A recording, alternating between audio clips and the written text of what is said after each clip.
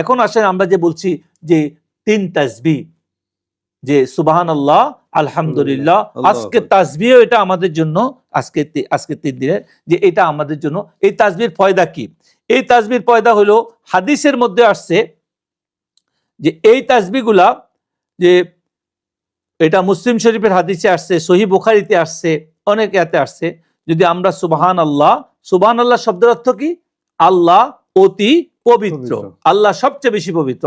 আর পরে আলহামদুলিল্লাহ অর্থ তো জানেন আপনারা, আল্লাহর জন্য সমস্ত প্রশংসা। আর আল্লাহু আকবার মানে কি?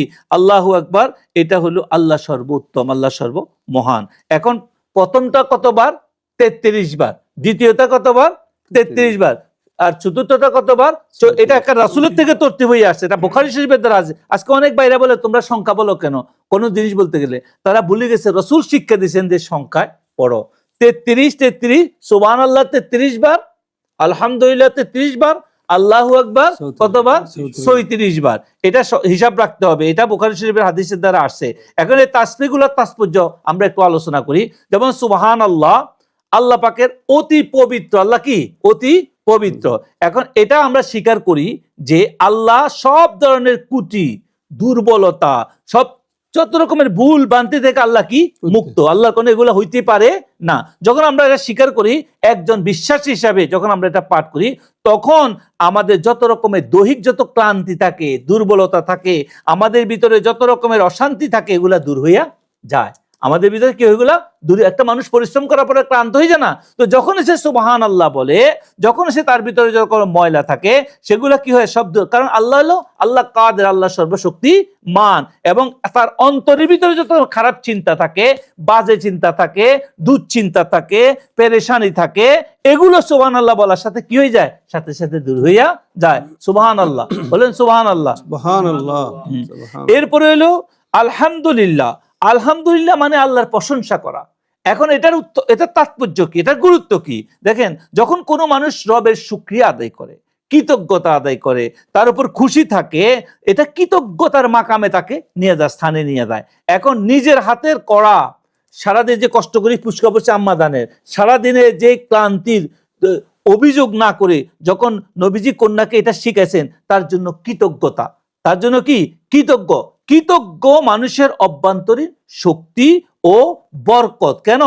আল্লাহ তোমাকে এই জাটা ঘুরানোর জন্য শক্তি দিছে, যে আল্লাহ তোমাকে কাজ করার জন্য শক্তি দিছে। ফুসকা পড়ছে সত্য, কিন্তু শক্তিটা তো আল্লাহ দিছে, এই কাজ করার জন্য আল্লাহ দিছে। তুমি অসুস্থ হয়ে বিছানায় শুয়ে থাকতে পারতা। আমরা সারাদিন কষ্ট করার পর আমাদের খারাপ লাগে, কিন্তু যখন সে বলবে আলহামদুলিল্লাহ, যে আল্লাহ আমাকে এই কাজ করার শক্তি দিছে, আমাকে হাঁটি কাজে যাওয়ার শক্তি দিছে। আমি যদি হসপিটালে থাকতাম, আমি যদি শুয়ে থাকতাম, আমি যদি উঠতেও না পারতাম, তাহলে তো আমার দ্বারা হইতো। আমার মতো বহু লোক আছে যারা কোনো কাজ করার ক্ষমতা রাখে না, তো আমাকে তো ব্রেন দিছে, শক্তি দিছে, এই জন্য আলহামদুলিল্লাহ। যখনই কোনো ব্যক্তি এই শুকরিয়া আদায় করবে, তখন আল্লাহ পাক তার শক্তি বাড়াই দিবে, তার সামর্থ্য বাড়াই দিবে, তার কাজ করার শক্তি দিবে, তার সব রকমের পেরেশানি দূর করে দিবেন। এরপরে আসেন আল্লাহু আকবার। আল্লাহু আকবার মানে কি? আল্লাহ মহান। আল্লাহ কি? মহান। আল্লাহ মহান।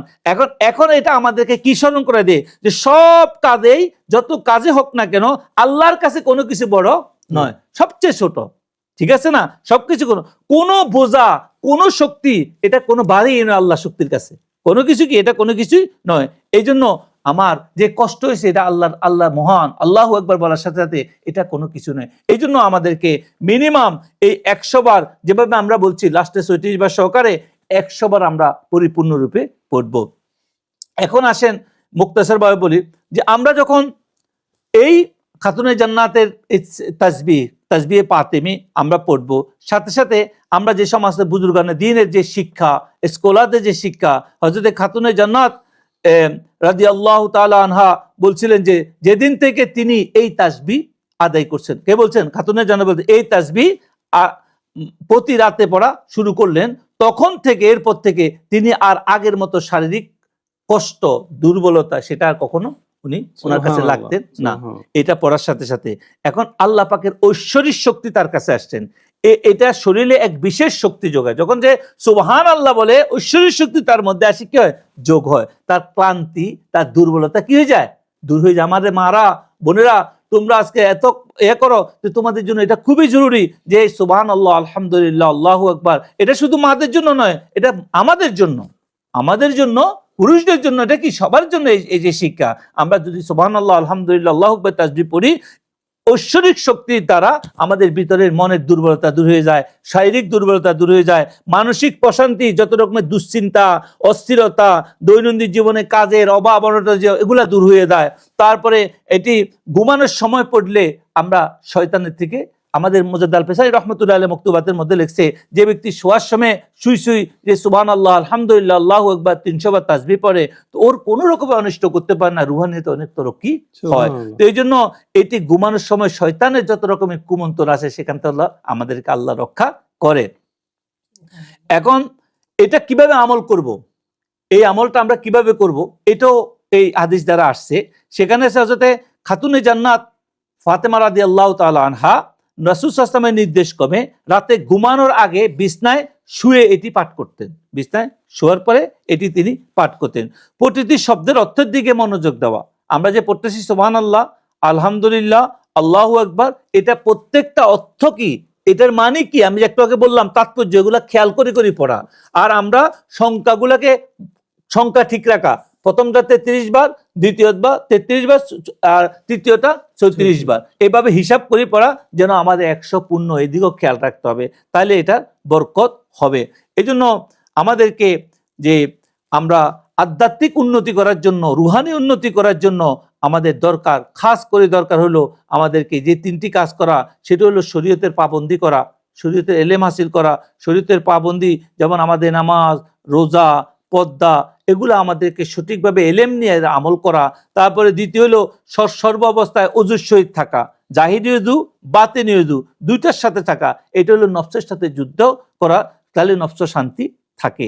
এই জন্য আর আমাদের কলবে আল্লাহ জিকির করা সর্ব অবস্থায়, আপনার পীর ও মুর্শিদ বুজুর্গানে দিয়ে দেওয়া তরিকা অনুযায়ী সর্ব অবস্থায় কলবের মধ্যে আল্লাহ জিকির যে দেখাই দিছে, সেখানে সর্ব অবস্থায় আল্লাহ আল্লাহ আল্লাহ জিকিরের সাথে খেয়ালটা, কারো যদি কলব জারি হতো, নইলে ফিকিরে খেয়ালে থাকা, ধ্যানে খেয়ালে থাকা বলা হয় এটাকে। তাহলে ইনশাআল্লাহুল আজিজ আমরা আমাদের আধ্যাত্মিক, আমাদের রুহানি তরক্কি, সুলুকের মঞ্জিলগুলো আমরা কি করতে পারবো, ইনশাআল্লাহ পার করতে পারবো।